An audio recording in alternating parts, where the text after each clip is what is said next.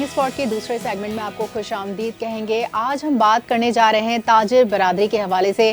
ताजिर बरादरी को किन चैलेंजेस का सामना है, कौन सी इनके बुनियादी मसाइल हैं, कितने वसाइल इनके पास हैं और क्या क्या मुश्किलात इनको दरपेश हैं। एक तरफ गैस और बिजली के नरखों में इजाफा हो रहा है, तो किस तरह से जो रेस्टोरेंट्स हैं वो गैस की बंदिश की वजह से कितने नुकसान में जा रहे हैं। तो दूसरी तरफ अगर हम बात करें भत्ताखोरी की या फिर टैक्स की, तो इस सूरत हाल ने भी ताजिर बरादरी की कमर तोड़ दी है। लेकिन ताजिर बरादरी जो है वो उनकी कितने ज़्यादा वसाइल हैं उस पर भी आज हम बात करने जा रहे हैं। बिल्कुल अशीन, ये आपने बहुत अच्छा जो है वो इसको एक्सप्लेन किया। सवाल ये पैदा होता है कि जब आप बेरोज़गारी की तरफ नज़र उठाते हैं तो दूसरी तरफ आप ये देखते हैं कि ऐसे ही कुछ लोग हैं जो अपनी जमा पूंजी से एक बिज़नेस को स्टार्ट करते हैं और बहुत सारे लोगों के रोज़गार का ज़रिया बनते हैं। तो जब आप बेरोज़गारी को ख़त्म करने के लिए कुछ लोग अपना ये बीड़ा उठाया हुआ है कुछ लोगों ने, तो उनको कितनी सपोर्ट मिल रही है हुकूमत की तरफ से। आज बेसिकली मकसद ये है, चाहे बड़े ताजिर हों चाहे छोटे ताजिर हों। आज हमने अपने एक बड़े प्यारे भाई को बुलाया है, बड़े प्यारे पैनलिस्ट हैं, बिजनेसमैन हैं और औरंगी ट्रेडर्स एसोसिएशन के सीनियर नायब सदर भी हैं। अब सवाल ये पैदा होता है कि इनका तारुफ तो मैं कराऊंगा, लेकिन इशू ये है कि मसाइल बहुत सारे हैं ताजिरों के साथ। हमने ये देखा कि एफबीआर ने टैक्स कलेक्शन के लिए पूरा एक ग्राफ बनाया। उस टैक्स कलेक्शन के अंदर मुझे याद है कि दूसरे प्लेटफॉर्म पर हुआ करता था, वहाँ पर एक मिनी बजट इस हिस्ट्री के अंदर पेश किया गया। उस मिनी बजट के अंदर बहुत सारे टैक्सेस इम्पोज किए गए इंडस्ट्रीज़ के अंदर। तो ताजिर बरादरी ये कहती नज़र आई कि ताजिरों का दिवालिया निकल गया इससे। क्या वाकई दिवालिया निकला या ताजिर बरादरी टैक्स नेट के अंदर आए तो वो ज़्यादा फ़ायदा हुआ? इन तमाम चीज़ों पे बात करेंगे। जैसे अफशीन ने कहा, कहीं गैस के मसाइल हैं, गैस के अगर नहीं होती तो बहुत सारी इंडस्ट्रीज़ रुक जाती हैं, कहीं पर इलेक्ट्रिसिटी की लोड शेडिंग है, कहीं पर लोड शेडिंग होती है तो बहुत सारी आपकी प्रोडक्शन रुक जाती है। कॉस्ट ऑफ प्रोडक्शन पाकिस्तानी रुपया गिरने से, डॉलर के ऊपर जाने से कितनी ज़्यादा बढ़ी और इनका प्रॉफिट कितना कम हुआ और कितनी इंडस्ट्रीज़ यहाँ से उठकर बांग्लादेश या यहाँ से उठकर श्रीलंका शिफ्ट होती नजर आई। इन तमाम चीज़ों पे बात करेंगे। औरंगी ट्रेडर्स एसोसिएशन के सीनियर नायब सदर अब्दुल कादिर शेखानी साहब हमारे साथ मौजूद हैं। अस्सलाम वालेकुम, गुड मॉर्निंग। जी वालेकुम सलाम Afsheen sister, thank you very much. Bilal भाई, very kind of you for giving me an invitation in your good channel and really it's a great honour and pleasure for me. पहली बात तो आप बहुत प्यारे लग रहे हैं माशाल्लाह से। Thank you very much. It's your kindness and it's a beauty of your eyes and my pleasure. ये बताएं कादिर भाई कि इतनी ज़्यादा भाग दौड़, इधर जाना है उधर जाना है, ये मीटिंग्स है वो मामलात हैं, खुद को कैसे जो है वो मैनेज करते हैं इतना बेहतरीन? आपका सवाल भी बहुत अच्छा है और मैं इसका बिल्कुल आपको पूरा प्रॉपर जवाब भी दूंगा, लेकिन मैं चाहूँगा स्टार्टिंग में जैसे आपने मेरी ट्रेड एसोसिएशन का इंट्रोडक्शन दिया, तो I would like a share of short introduction of my Orangi. I would like a share of short introduction of my Orangi traders association. The Orangi trader association is structure is based on a 16 big market alliance and 2 industrial zone also.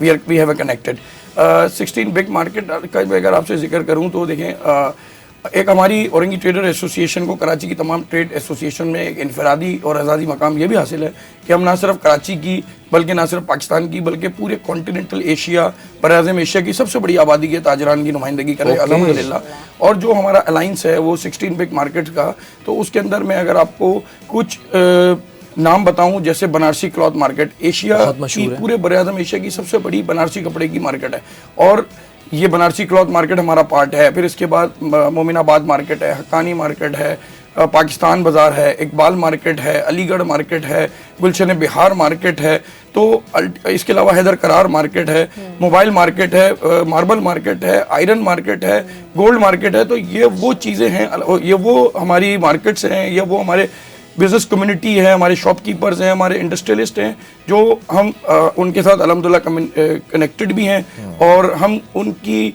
तर्जुमानी करते हैं और अल्हम्दुलिल्लाह उनकी आवाज़ बनकर हम अपने basically हमारा जो रोल होता है वो रोल ये है कि we are playing the role of bridge between the business community and the noble authorities and just like any good personalities like you.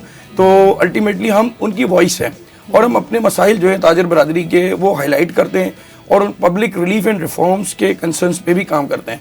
अब जैसे आपने कहा खुद के लिए टाइम निकालना तो यकीनन एक मुश्किल काम है और एक बड़ा चैलेंज है। तो मैं यहाँ ये कहूँगा कि वैसे तो चोरी करना बहुत बुरी बात है और करनी भी नहीं चाहिए, लेकिन 2 चीज़ों में चोरी अच्छी चीज़ है। अच्छा, एक 2 चीज़ों में चोरी करना अच्छी चीज़ है। एक, आप नेकी का कोई काम करके किसी का दिल चोरी करें, वो आपको दुआएं देगा, तो वो अल्लाह की तरफ से आपको इनायत होगी। और वो आपकी दुआएं आपके लिए एसेट का काम करेंगी। तो वो चोरी करें दिल किसी का, सही। मोहब्बत करें, इज्जत करें, माशरे में खैर बांटें, तो वो कोशिश करें। और ये इंस्पिरेशन मैंने ली अपने वालिद मोहतरम से, मोहम्मद सिद्दीक अब्दुल लतीफ़ शेखानी साहब, मेरे वालिद मरहूम का नाम है। मैं उनसे इंस्पायर होके, उनकी अंडर सुपरविजन, वो मेरे उस्ताद भी थे, वो मेरे मेंटोर भी थे, वाह। तो मैंने उनसे ये चीज़ें सीखी और मैं अपने बच्चों को भी अब ये चीज़ें ट्रांसफ़र कर रहा हूँ कि जी आप positive, creative, constructive role play करें माशरे में। और सेकेंडली बात ये है कि सेकंड जो चोरी करने की मैंने बात की वो है कि आप अपने लिए फिटनेस के लिए टाइम चोरी करें। मतलब you utilize the gym, any type of good activity. अब जैसे मैं टाइम निकालता हूँ किसी तरह भी अपने लिए, स्विमिंग एंजॉय करता हूँ मैं पैडल खेलता हूँ, मैं मतलब जिम करता हूँ। एक छोटा सा जिम तो मैंने अपना इन हाउस भी रखा है कि अगर मैं मसरूफियात की वजह से अगर नहीं जा सकूं तो मैं, मेरी कोशिश थी मैं आपकी तरह फिट और स्मार्ट नजर आऊं अपने छोटे भाई की तरह। माशाल्लाह आपके इतने सारे बिजनेसेस, आपने मार्बल बिजनेस और बहुत सारे बिजनेस का जो आपने जिक्र किया है, इसमें कौन सा बिजनेस आप समझते हैं कि बहुत बूम पर है और किसको मसाइल दरपेश हैं? अफशीन सिस्टर, आपका सवाल बहुत अच्छा है। अब जैसे मैं अगर खुसूस औरंगी टाउन के हवाले से बात करूं और बिलूम पूरे कराची के हवाले से बात करूं, तो देखें जहां मैं as a senior vice president Orangi trade association को रिप्रेजेंट कर रहा हूं और अपनी रिस्पॉन्सिबिलिटीज़ को सर्व कर रहा हूं, वहीं मैं FPCCI जो federation of Pakistan chamber of commerce and industry है, उसकी लॉ एंड ऑर्डर कमेटी में भी as a member law and order committee serve कर रहा हूँ। तो बेसिकली FPCCI का अगर मैं जिक्र करूँ तो वो बिजनेस कम्युनिटी का main head body, father body है, मतलब जो पूरे पाकिस्तान की फेडरेशन है। इसका भी मैं आपको थोड़ा सा तारुफ इस तरह करा दूं कि जितनी भी एसोसिएशन होती हैं, मकामी एसोसिएशन या शहर की जितनी भी, अब जैसे हमारे साथ एफिलेटेड हैं औरंगी ट्रेडर के साथ साथ कोरंगी वाले भी हैं, काटी एग्जैक्टली, इकराम राजपूत मेरे बड़े भाई हैं जो उसके प्रेसिडेंट हैं। फिर SM तनवीर साहब हमारे UBG के हमारे बड़े भाई हैं और मेंटोर हैं, SM तनवीर साहब के छोटे भाई। फिर उसके अलावा हनीफ गौहर साहब, वो किसी तारुफ का मोहताज नहीं है, executive personality of and legend personality of Karachi, air Karachi भी एग्जैक्टली। तो एयर कराची हमारे लिए साइन ऑफ रिस्पेक्ट है, साइन ऑफ प्राउड है। और कराची की नाज़रीन एक एयरलाइन है जिसका नाम एयर कराची है और इंशाल्लाह बहुत जल्द आप उसके जहाज ऑन ग्राउंड देखेंगे 23 मार्च को। ऑब्वियसली वो वक्त भी देखें करीब आ गया, तो ये भी बुनियाद रखी गई कराची के बिजनेसमैन ने। ऐसे ही है, तो वो हनीफ गौर साहब हमारे लिए साइन ऑफ प्राउड है और मेरे बड़े भाई हैं, is my also mentor personality. तो मैं उनसे भी बहुत चीज़ें इंस्पिरेशन लेता हूँ, सीखता हूँ। तो मेरी तो मतलब वो समझ लें कि एक एजुकेशन यूनिवर्सिटी है मेरे लिए। तो हनीफ भाई ने अभी माशाल्लाह एज ए चेयरमैन एक ओनरशिप ली है और एयर कराची 42 बिजनेस कम्युनिटी के लोगों ने मिलकर उसको अल्हम्दुलिल्लाह हम लोगों ने ओन किया है। और अब इंशाल्लाह ताला वो कराची के लिए एक सिंबल ऑफ रिस्पेक्ट बनेगी इंशाल्लाह और सर्विसेज देगी।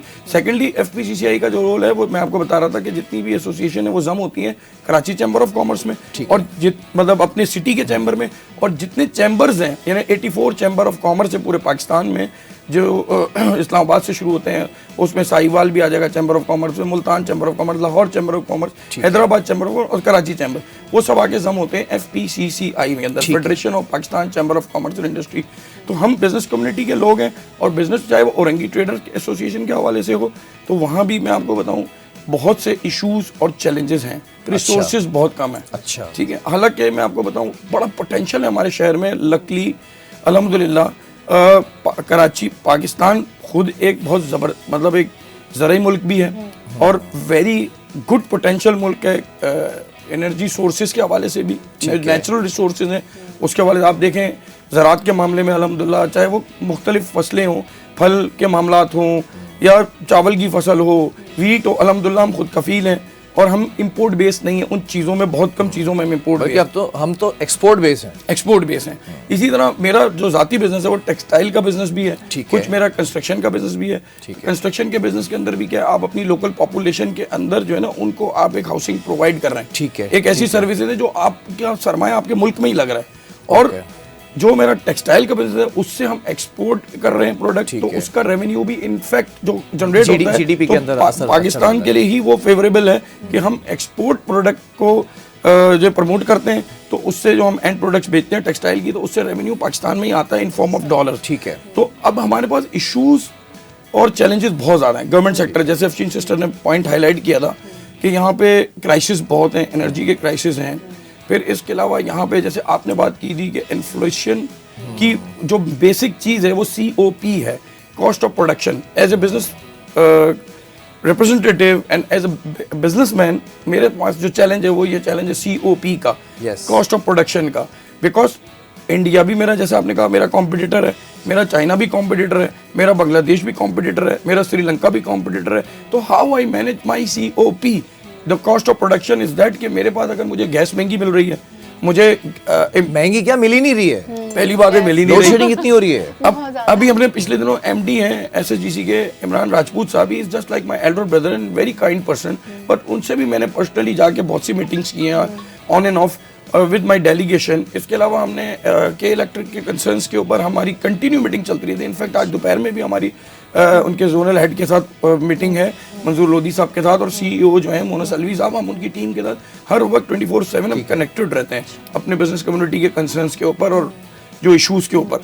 तो मैं उनकी इज्जत अफजाई जरूर करूंगा, वो हमें अच्छा फीडबैक देते हैं, मगर इश्यूज बहुत हैं जो उनके भी शायद बस से बाहर है। तो इसके लिए स्टेट को आगे आना होगा, इसके लिए गवर्नमेंट को अपना रोल प्ले करना होगा, ताकि जैसे आपने डॉलर की बात की थी, आज आप तसव्वुर करें बिलाल भाई, अफशीन सिस्टर के, अगर आप देखें जो पाकिस्तान में जो हमारी को गाड़ी, अगर रेट से हम फॉर्च्यूनर की बात करें, एक अच्छी एग्जेक्टिव गाड़ी है जो एक बिजनेसमैन रखना चाहता है, कोई भी शख्स ख्वाहिश रखता है, 2 करोड़ रुपए की गाड़ी है। यही गाड़ी इंडिया में चले जाए 70 लाख रुपए की गाड़ी, सेम गाड़ी है, सेम मैन्युफैक्चरर है, मगर अल्टीमेटली हमें उनको 70 लाख की मिल रही है, हमें 2 करोड़ की मिल रही है। तो ये जो गैप है, इकोनॉमिक इंडिकेटर्स जो हमारे हैं वो बहुत, मतलब चीज़ पीछे से ही आपको खाम जो माल है वो आपको महंगा ही मिल रहा है, तो ऑब्वियसली आप बेचेंगी भी महंगी, क्योंकि उसके अंदर आपने अमेंडमेंट करनी है, कॉस्ट ऑफ प्रोडक्शन आपने बेयर करनी है। खालिद भाई ज़रा ये बताएं कि इस वक्त ये कहा जाता है कि नून लीग हुकूमत में, और नून लीग का एक बिजनेस माइंड सेट है, तो उस बिजनेस माइंड सेट के लिए कुछ बेहतरी देखी है आपने through FPCCI, through KCCI, through your Orangi organization, या कोई पॉलिसी के अंदर ऐसी तब्दीली आई है अब तक कि जो आप लोगों के लिए करामा साबित हो, या वाकई वो जो मैंने स्टार्टिंग में कहा था कि इजाफी टैक्सेस लगा दिए हैं, और अब तो वो मिनी बजट भी, वो अभी तक मुझे याद है माजी अजाब यार अब छीन ले मुझसे हाफजा मेरा, वो अभी तक बेयर कर रहे हैं आप लोग। बिलाल भाई निस्बतन मैं बेहतर ज़रूर कहूँगा कि कुछ चीज़ें सस्टेन कर रही हैं अभी। अच्छा, हाँ, बेहतर हैं, इकोनॉमिकल इंडिकेटर्स एटलीस्ट मजीद डिक्लाइन नहीं हो रहे, लेकिन जो हमारी रिक्वायरमेंट है बिजनेस कम्युनिटी की, जो हमारी एक्सपेक्टेशंस है गवर्नमेंट से, वो पूरी नहीं हो रही है अनफॉर्चुनेटली। अब आप देखें, अगर मैं आपको बात करूं एज ए इंडस्ट्रियलिस्ट, तो या एज ए शॉपकीपर भी अगर मैं किसी की बात करूं, तो लेबर एक बहुत बड़ा कंसर्न है और नीड है। आप देखें हमारे मुल्क में लेबर रेट कितना महंगा हो गया हर चीज़ का, उसकी एक तो गुड्स की कॉस्ट है और एक तरफ लेबर की कॉस्ट है। जो ड्राइवर या जो एक लेमैन, एक कॉमन मैन, एक आप लेबर पर्सन, जो आप दिहाड़ीदार तबका आप कह लें, जहाँ वो पहले आपको 500 रुपये डेली या 800 रुपये डेली में मिल जाया करता था, आज उसकी तकरीबन 2000 रुपये पे चली गई है। ठीक है। एक कॉमन पर्सन जो लेबर पर्सन है, इसी तरीके से जो स्किल्ड पर्सन है, इसी तरीके से जो एजुकेटेड पर्सन है, तो अल्टीमेटली लिटरेट पर्सन, सबकी जो है पे स्केल वो इतना बढ़ गई है। उसकी वजह क्या है? आपके बिजली के निर्ख, आपके जितने भी यूटिलिटी कंसर्न्स हैं वो हैं, आपकी एजुकेशन। मैं समझता हूँ गवर्नमेंट को काम करना चाहिए एजुकेशन के ऊपर, गवर्नमेंट को काम करना चाहिए एनर्जी क्राइसिस के ऊपर, रोड डेवलपमेंट पे काम करना चाहिए। फिर इस मतलब पब्लिक को आप वेलफेयर स्टेट बनाएं कि पब्लिक को आप वो रिलीफ दें कि जिससे उसकी जो बेसिक कॉस्ट है वो कम हो और माशरे में सुधार आना शुरू नजर आए। आप देखें ना, सिर्फ जाके मतलब मीटिंग्स बड़ी बड़ी हम करते हैं, हमारे डेलीगेशन जाते हैं इंटरनेशनल लेवल पे, मीटिंग्स जरूर होती हैं, लेकिन उसका इम्पैक्ट ऑन ग्राउंड लेवल पे नजर नहीं आ रहा होता, आउटपुट नहीं आ रहा। अब मैं आपको औरंगी टाउन के हवाले से बात करूं, इतना बिग पोटेंशियल है हमारे पास और इतना बड़ा रेवेन्यू वहां से अल्हम्दुलिल्लाह हमारा जनरेट हो रहा है, जो FBR के फिगर्स में इंडोर्स भी है अल्हम्दुलिल्लाह। कि आप देखें सिर्फ टैक्स नेट में आ गए ज्यादातर, ये भी एक बड़ा मसला था टैक्स नेट में लाने के लिए। मतलब ताजिर बिरादरी के लिए मैं सवाल करूं कि टैक्स से भागते क्यों थे? मतलब टैक्स नेट में लाने के लिए एडी चोटी का जोर लगाना पड़ा FBR को कि तेनू खुदा दा वास्ता छड्डो जी और इत्थे आ जाओ, वो आ नहीं रहे। मतलब क्या हुकूमत ने आप लोगों के तहफ़्फ़ुज़ात दूर किए इस हवाले से? देखिए, हमने इस पे FBR से भी मीटिंग की थी और फेडरेशन के हवाले से भी, अपनी ट्रेड एसोसिएशन के हवाले से भी। अल्टीमेटली हमने कुछ तजावीज़ दी हैं गवर्नमेंट को और उस पर अभी तक हमें वो रिस्पॉन्स नहीं मिला। आप थोड़ी देर के लिए तसव्वुर करें और कंपेयर करें हमारी नेबर कंट्री में, इस तरह कहूँगा भाई यार आप 2 घंटे में आप पहुंच जाते हैं दुबई, 2 घंटे में आपकी पूरी दुनिया चेंज हो जाती है, माहौल चेंज हो जाता है। तो वहाँ पे जो तरक्की आपको नजर आ रही है वो क्या है, गवर्नमेंट की टैक्स पॉलिसी की वजह से। आप देखें बहुत सी चीजों में गवर्नमेंट ने उनको टैक्स फ्री किया हुआ है, टैक्स ठीक है वहाँ ना? पर है, टैक्स का रिलीफ दिया हुआ है। इवन गाड़ियों के ऊपर आप देख लें, गाड़ियों के ऊपर टैक्सेस नहीं है वहाँ पे, बहुत सी प्रॉपर्टी के ऊपर उनके टैक्सेस नहीं, और अगर हैं भी तो फिक्स टैक्सेस हैं। हमने एक तजवीज़ दी थी कि भाई अगर आप फिक्स टैक्स कर दें किसी शॉपकीपर के ऊपर भी, वो खुशी खुशी देगा। अब मैं जैसे अगर औरंगी के आपको हवाले से थोड़ा सा ब्रीफ करूं या आपकी नॉलेज में आपसे शेयर करूं कि एक मार्केट में 2-2 हज़ार प्लस दुकानें हैं। यानी बनारसी क्लॉथ मार्केट का अगर मैं नाम लूं, इकबाल मार्केट, मोमिनाबाद मार्केट, पाकिस्तान बाजार मार्केट, तो ये वो मार्केट है, अलीगढ़ मार्केट के, इनमें 2-2 हज़ार प्लस दुकानें हैं और हर दुकानदार तकरीबन टैक्स नेट में है, और मजीद जो नहीं है वो भी आना चाहता है, हमसे कांटेक्ट करते हैं। विलिंग है, वो खुद विलिंग है डेफिनेटली। अब आप इससे तस्वीर करें, आपने सुना होगा कि एक लियाकताबाद की जो मार्केट है वो पूरे लाहौर से ज्यादा टैक्स दे रही है। ये कॉमन आपको मतलब ये फिगर्स, इकोनॉमिकल फिगर्स शेयर हो चुके हैं। लेकिन पे बैक क्या हो रहा है लियाकताबाद के लोगों को या लियाकताबाद के इतलाब? अब तो खैर जमात इस्लामी ने बड़ा, आई वुड अप्रिशिएट कि बड़ी वहाँ की जो है वो सड़कों की हालत तब्दील कर दी है, ओनली जमात इस्लामी। भाई ज़रा एक सवाल है, बड़ा इंपॉर्टेंट है, कराची के अंदर क्राइम कंट्रोल नहीं होकर दे रहे, ताजिर बिरादरी तक परेशान ये है कि इनके अगर लोग कहीं पर कैश मूव कर रहे होते हैं तो वो मुखबरी होती है या क्या होता है, चोरी डकैती हर जगह पर हम देख रहे हैं इंडस्ट्रियल जोन में हो रही है। औरंगी के अंदर क्या मामला हैं? आपकी ताजिर बिरादरी को सिक्योर रखा गया है या अभी तक वो इनसिक्योरिटी का शिकार है कि मैं पैसा मूव नहीं कर सकता, मैं दुकान के अंदर कोई बड़ा सामान नहीं छोड़ सकता, बढ़ जाएगा मामला? बिलाल भाई बिल्कुल आप सही कह रहे हैं, ये बहुत बड़े इश्यूज हैं, चैलेंजेस हैं। अनफॉर्चुनेटली इस पे कहीं ना कहीं कुछ ना कुछ जितनी भी कंट्रोल करते हैं हम लोग या मतलब पुलिस के साथ हम वेल कनेक्टेड हैं, ठीक है। मतलब आप यूँ समझ लें कि हम CPLC के साथ मिलके भी काम कर रहे हैं, फिर इसके साथ हम जो है पुलिस के साथ भी वेल कनेक्टेड हैं, हम पाकिस्तान रेंजर्स सिंध के साथ भी वेल कनेक्टेड हैं। आए दिन हमारी लॉ एंड ऑर्डर के ऊपर मीटिंग्स होती रहती हैं। अगर डिस्ट्रिक्ट वेस्ट की मैं बात करूं तो हमारे रिस्पेक्टेड DIGP इरफान बलोच साहब हैं, उनके साथ हमारी ऑन एंड ऑफ मीटिंग होती है। मैं सबसे पहले तो जिक्र करूं हमारे रिस्पेक्टेड एडिशनल IG साहब का, जो कि मेरे लिए just like my elder brother Javed Alam Modu sahab को, उनको अगर मैंने कभी रात को भी कोई मैसेज किया है कोई कंसर्न पे, इंपॉर्टेंट कंसर्न पे, तो अल्हम्दुलिल्लाह ही वॉज रिप्लाइंग मी अल्हम्दुलिल्लाह, and I really appreciate, it's commendable कि वो हमें एक दस्तरस देते हैं, मेहरबानी है उनकी। और फिर इसी तरीके से जोनल DIGs जितने भी हैं, चाहे वो साउथ में हो डॉक्टर असद रजा साहब हैं, SSP माजोर साहब हैं, मतलब इसके अलावा वेस्ट में हमारे साथ तारिक इलाही मस्तोई साहब हैं, हम वेल कनेक्टेड हैं उनके साथ, SSP के साथ भी और DIG साहब के साथ भी, स्पेशली रेंजर्स के साथ भी।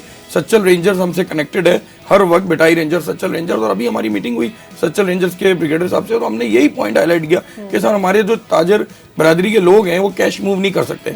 इसके अलावा मगरिब के बाद दुकानों पे इस कदर खौफ का आलम होता है, होता तो दिन दिहाड़ी भी है, लेकिन मगरिब के बाद स्पेशली एक बड़ा कंसर्न आता है कि जी के इलेक्ट्रिक की लोड शेडिंग होती है, तो उसके लिए जो है ना आप समझ लें कि एक सॉफ्ट टारगेट होता है कल्प्रिट्स के लिए और स्नैचर्स के लिए। फिर औरंगी टाउन का कुछ आपको जोग्राफियाई अगर अंदाजा हो जो उसकी डायमेंशंस है, वैसे तो मैं आपसे ये भी एक शेयर करूं कि औरंगी टाउन जो है ना लैंड टेरिटरी वाइज जो है वो एग्जिस्ट करता है कंट्री के बराबर। यू नो, अब सिंगापुर एक कंट्री है, अगर आप गूगल सर्च करें तो आपको पता चलेगा तो नहीं है कि 50 किलोमीटर पर जो ड्राई लैंड टेरिटरी है वो 50 to 52 किलोमीटर है सिंगापुर की।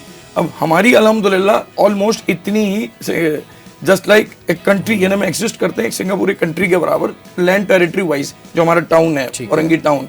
यानी आप उसकी हुदूद देखें तो हब रिवर रोड तक जारी है, और उसकी हुदूद आप देखें तो मंगो पीर और ये पूरा सारा मोमिनाबाद और ये पूरा हमारे साथ कनेक्टेड है।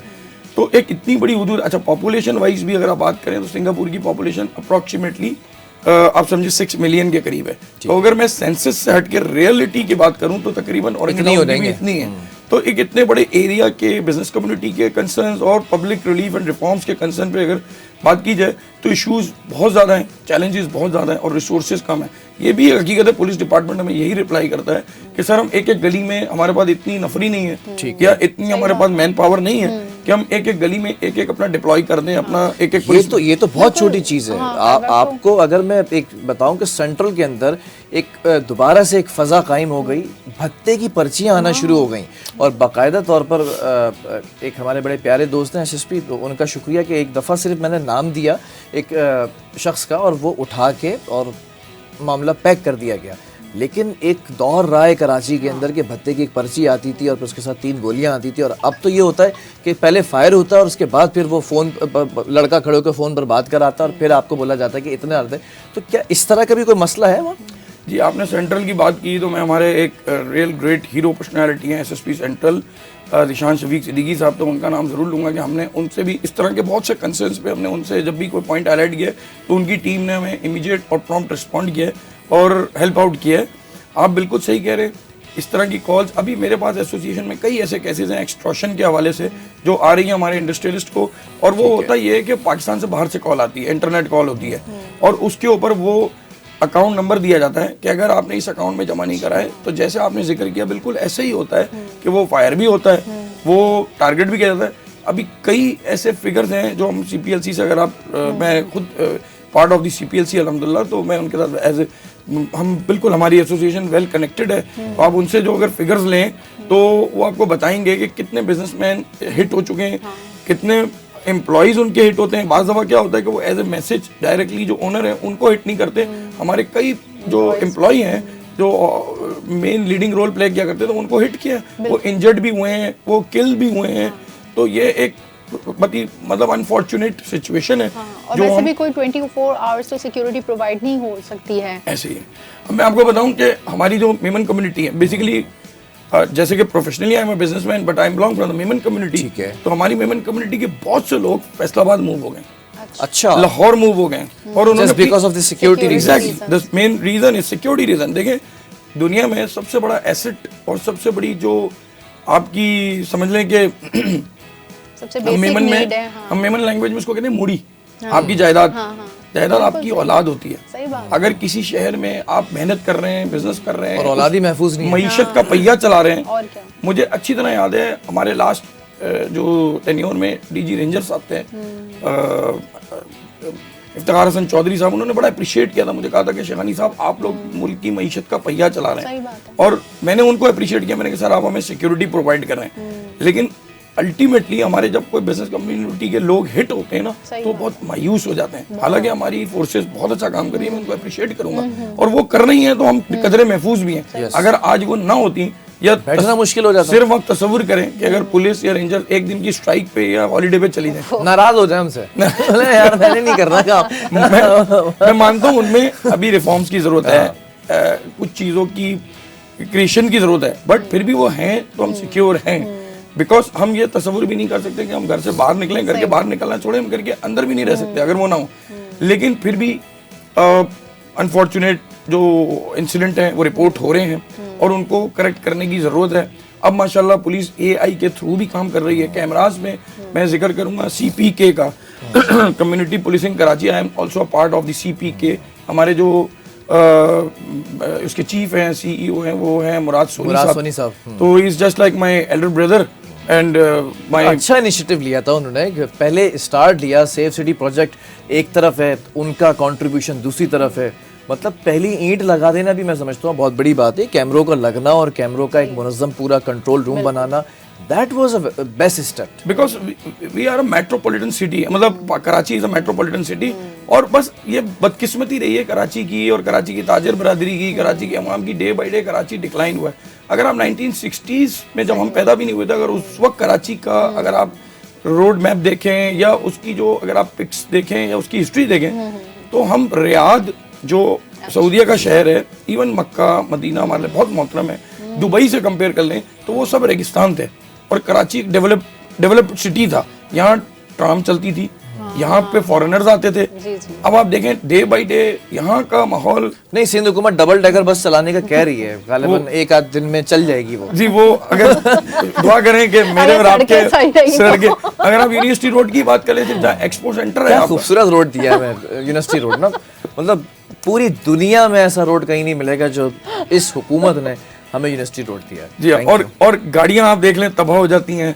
आप देखें बेचारा जो बाइक राइडर है उनके मोहरे खिसक जाते हैं ऑनेस्टली। मतलब आपको जॉब्स दी हैं, जो कायरोप्रैक्टर्स हैं, जो फिजियोथेरेपिस्ट हैं, वो बेरोजगार फिर रहे थे। हुकूमत ने कहा तुम्हें देते हैं हम जॉब्स, बिल्कुल दे दी। डस्ट एलर्जी पे जो आप देखें बेचारे कितने लोग अफेक्टेड होते हैं। स्किन स्पेशलिस्ट को दी है, जॉब दे दी है।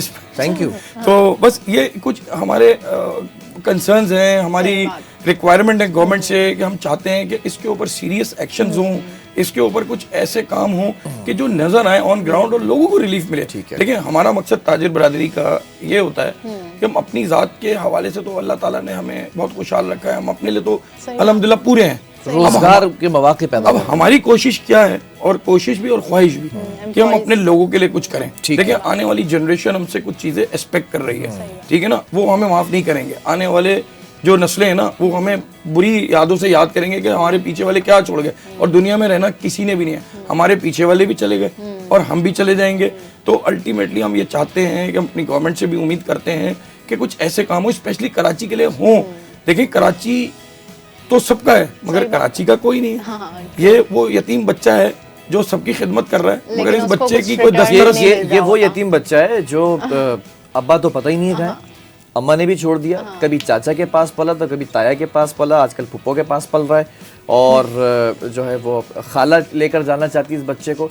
इस बच्चे के पास जायदाद बहुत है। 18 साल का ये बच्चा जब हो गया था सबकी नजरें इस पर थी, 18 साल तक इसको सबने पाला, लेकिन जब 18 साल का हो गया कि अब जायदाद का ये इकलौता वारिस बन गया है, तो अब हर शख्स इससे जो है ना बटोरना चाहता है, नोचना चाहता है। कादिर भाई, तल्ख तो हकीकत बहुत है, लेकिन आपका ताल्लुक आपने बताया कि मेमन कम्युनिटी से, तो उस पर भी एक सवाल आऊँगा, क्राइम कम रह गया। एक इम्पॉर्टेंट चीज़ आपने कहा कि टेक्सटाइल इंडस्ट्री से आप बेसिकली बेस करते हैं। टेक्सटाइल इंडस्ट्री दुनिया भर में पाकिस्तान की जो है वो मानी जानी जाती थी, और टेक्सटाइल के अंदर हमने बड़े जो है वो झंडे गाड़े, लेकिन ऐसा क्या हुआ कि टेक्सटाइल इंडस्ट्री आहिस्ता आहिस्ता करके बांग्लादेश शिफ्ट होना शुरू हो गया, आहिस्ता आहिस्ता करके इस मुल्क से ही निकल कर बाहर जाना शुरू हो गए। What was the reason? देखिए the basic reason behind that के जो अभी हमने कुछ इश्यूज डिस्कस किए वही उसका ऑन एंड ऑफ सारा कंक्लूजन है। आपके पास जब एनर्जी क्राइसिस होगा, आपके पास लेबर महंगी होगी, आपके पास मतलब जो है ना कॉस्ट आपकी बढ़ेगी।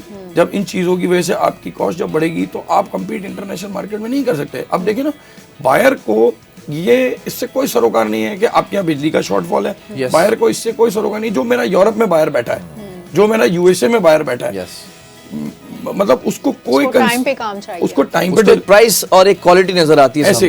प्राइस की देखें कंपटीशन है पूरी मार्केट में। बीइंग अ कस्टमर, अभी आप चले जाए ना अपने, अगर अब आपको आप अपने कोट की बात कर लें, आप अपने ग्लासेस की बात कर लें, आपको अगर एक शॉप के ऊपर अगर कोई चीज 100 रुपए की मिल रही है, दूसरी शॉप पे वही चीज 80 की मिल रही है, मैं उधर ही जाऊंगा, उधर जाएंगे। आप देखें ना चाइना क्यों जीत रहा है, कॉस्ट पे जीत रहा है। एक तो उनकी क्रिएशंस है, दूसरी बात फिर उनकी कॉस्ट है।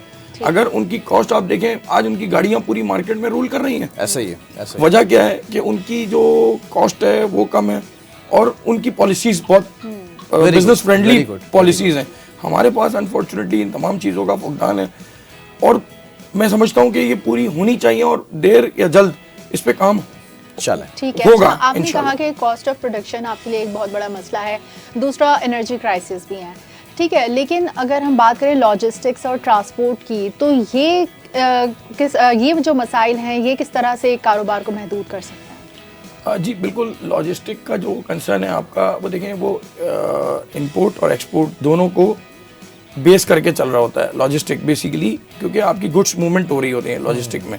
तो इवेंचुअली जैसे मैंने कहा कि अगर एक्सपोर्ट बढ़ेगी तो लॉजिस्टिक का फैक्टर भी बढ़ेगा। अब अल्हम्दुलिल्लाह हम इस वक्त बहुत सी फ्रूट की मार्केट में भी लॉजिस्टिक को बहुत बिजनेस दे रहे हैं, क्योंकि फ्रूट एक्सपोर्ट बहुत हो रहा है पाकिस्तान से अभी भी अल्हम्दुलिल्लाह। जब भी हम अगर सिर्फ टेक्सटाइल नहीं, हम स्पोर्ट्स की गुड्स के अंदर हम अल्हम्दुलिल्लाह बड़े exporters में हमारा लीडिंग रोल प्ले कर रहे हैं हम अल्हम्दुलिल्लाह।